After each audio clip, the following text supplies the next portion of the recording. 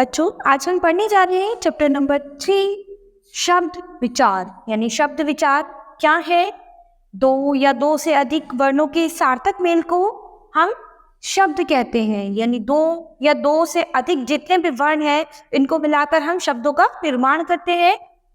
नीचे दिए गए चित्रों को देखिए और समझिए। यानी यहाँ पर ये किसका चित्र है? रेलगाड़ी का है। यहाँ पर ये किसका चित्र है? लड़की का। और यहाँ पर ये लाल किले का चित्र है। तो ऊपर दिए गए चित्रों के नीचे लिखे नाक शब्द है। ये शब्द वर्णों को मिलाकर बने हैं, जैसे कि रेलगाड़ी यानी रेलगाड़ी। तो ये इन चार वर्णों को मिलकर बना है। लड़की, लड़की, लाल किला। तो इस तरह से यहाँ पर हमने वर्णों को जोड़कर क्या बनाया है? शब्द बनाए हैं। इन शब्दों का कोई ना कोई अर्थ है, इसलिए ये तीनों शब्द है। इस प्रकार हम कह सकते हैं दो या दो से अधिक वर्णों के सार्थक समूह को शब्द कहते हैं। यानी जो हमारा शब्द है उसका कोई ना कोई अर्थ होना बहुत जरूरी है। यानी बिना अर्थ के शब्द नहीं हो सकता। तो इस प्रकार हम कह सकते हैं दो या दो से अधिक वर्णों के सार्थक समूह को शब्द कहते हैं। तो शब्दों के भेद देखते हैं। हिंदी भाषा में शब्दों को चार आधारों पर बांटा गया है: अर्थ के आधार पर, उत्पत्ति के आधार पर, रचना के आधार पर और प्रयोग के आधार पर। यानी कितने भागों में बांटा है? चार भागों में। अर्थ के आधार पर, उत्पत्ति के आधार पर, रचना के आधार पर और प्रयोग के आधार पर।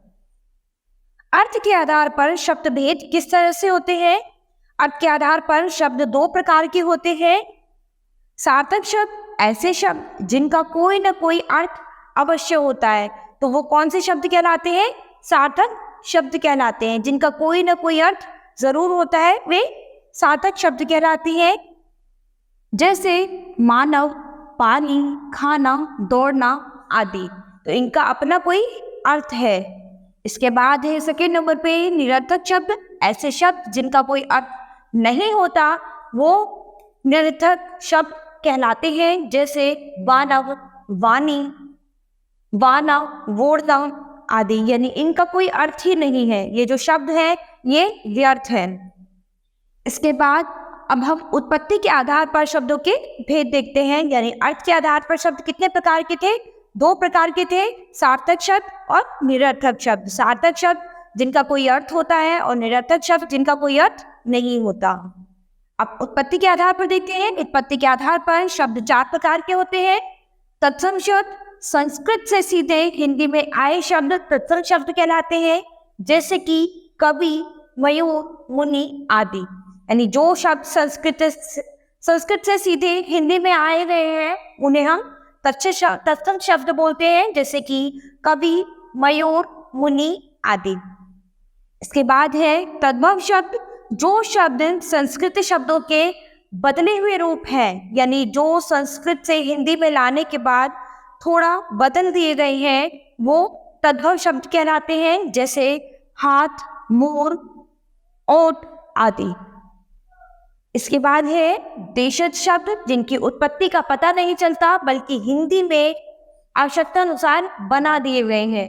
यानी जिनकी उत्पत्ति का कुछ नहीं पता लेकिन हिंदी में आवश्यकता के अनुसार बना दिए गए हैं, देशज शब्द कहलाते हैं। जैसे गाड़ी, थैला, खिड़की आदि। इसके बाद है विदेशी शब्द। विदेशी भाषाओं के जो शब्द हिंदी में लाए गए हैं वे विदेशी शब्द कहलाते हैं। जैसे स्कूल, स्कूल हिंदी में भी और इंग्लिश में भी सेम स्कूल ही बोला जाता है। पेन, बस, स्टेशन ये आदि सभी क्या है? अंग्रेजी शब्द है। तथा गरीब, चीज, तारीख आदि ये सभी क्या है? अरबी और फारसी शब्द है। तो यानी यहाँ पर हमने चार शब्दों के बारे में पढ़ा है। उत्पत्ति के आधार पर कितने शब्द हैं? हमारे चार शब्द हैं। तत्सम शब्द जो संस्कृत से सीधे हिंदी में लाए गए हैं वो तत्सम शब्द कहलाते हैं।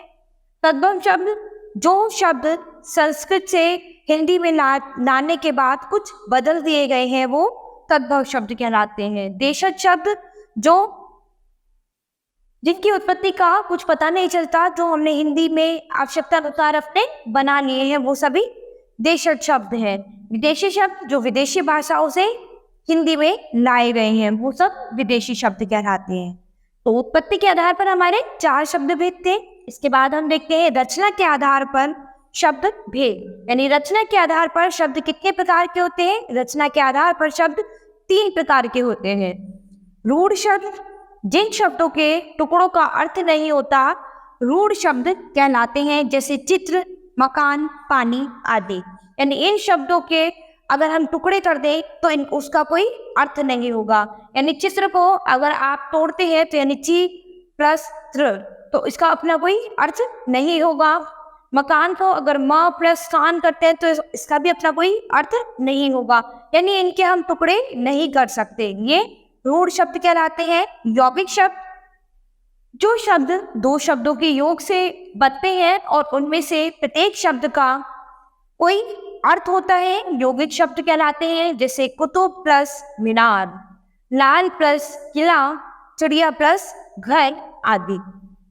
यानी यौगिक शब्द वो शब्द होते हैं जो योग से बनते हैं, यानी 2 शब्दों को मिलाकर बने हैं उन्हें, और उन दोनों ही शब्दों का अपना कोई ना कोई अर्थ जरूर होता है, तो वे यौगिक शब्द कहलाते हैं। जैसे कुतुब प्लस मीनार, लाल प्लस किला, चिड़िया प्लस घर। तो यानी यहाँ पर जैसे चिड़िया है, चिड़िया का अपना मीनिंग है और घर का अपना मीनिंग है। किला, किले का भी अलग मीनिंग है और लाल का भी अपना अलग मीनिंग है। तो यानी 2 शब्द और दोनों का अर्थ अलग अलग होता है। योग रूढ़ शब्द ये ऐसे शब्द हैं जिनके टुकड़े तो हो सकते हैं परंतु उन टुकड़ों का कोई विशेष अर्थ नहीं निकलता। यानी ये ऐसे शब्द हैं जिनके टुकड़े तो हम कर सकते हैं लेकिन उन टुकड़ों का कोई विशेष अर्थ नहीं निकलता। तो ये कौन से शब्द कहलाते हैं? योग रूढ़ शब्द कहलाते हैं। जैसे कि पीतांबर यानी पीत प्लस अंबर, यानी पीले वस्त्र वाले श्री कृष्ण, है ना। तो यहाँ पर पीत प्लस अंबर यानी इसको हम तोड़ तो सकते हैं लेकिन कोई विशेष अर्थ नहीं निकलता है। दशानन यानी 10 प्लस आनन, दशमुख वाला रावण। तो यानी यहाँ पर योग रूढ़ शब्द जो है उनके टुकड़े तो हम कर सकते हैं लेकिन उनका कोई विशेष अर्थ नहीं निकलता। तो रचना के आधार पर हमने 3 शब्दों के बारे में पढ़ा है, रूढ़ शब्द, यौगिक शब्द, रूढ़ यौगिक, योग रूढ़ शब्द, है ना। तो रूढ़ शब्द कौन से होते हैं? जिनको हम टुकड़ों में नहीं कर सकते क्योंकि उनका कोई अर्थ नहीं होता।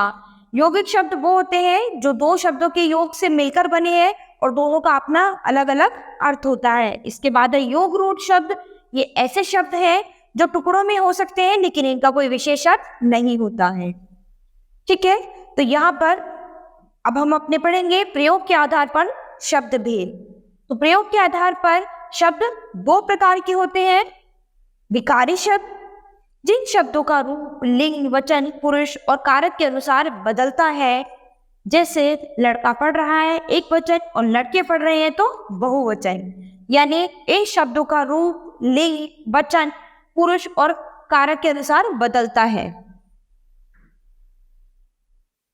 विकारी शब्द निम्न के 4 प्रकार के होते हैं: संज्ञा, सर्वनाम, विशेषण और क्रिया। यानी विकारी शब्द कितने प्रकार के होते हैं? 4 प्रकार के होते हैं: संज्ञा, सर्वनाम, विशेषण और क्रिया। अविकारी शब्द, इन शब्दों का रूप प्रयोग करते समय नहीं बदलता तथा ये अपने मूल रूप में बने रहते हैं। अर्थात जिन शब्दों का प्रयोग करते समय लिंग, वचन, कारक का कोई प्रभाव नहीं पड़ता ऐसे शब्द अविकारी शब्द कहलाते हैं। इन शब्दों को अव्यय भी कहते हैं, जैसे आजकल, के लिए, इसलिए और आदि। यानी ये वो शब्द हैं जिनका इन शब्दों को प्रयोग करते समय लिंग, वचन, कारक किसी भी चीज पर कोई प्रभाव नहीं पड़ता तो वो अविकारी शब्द कहलाते हैं और इन्हें अव्यय भी कहते हैं, जैसे आजकल, के लिए, इसलिए और आदि। अविकारी शब्द निम्न के 4 प्रकार के होते हैं: क्रिया विशेषण, संबंध बोधक, समुच्चय बोधक, विस्मयादि बोधक।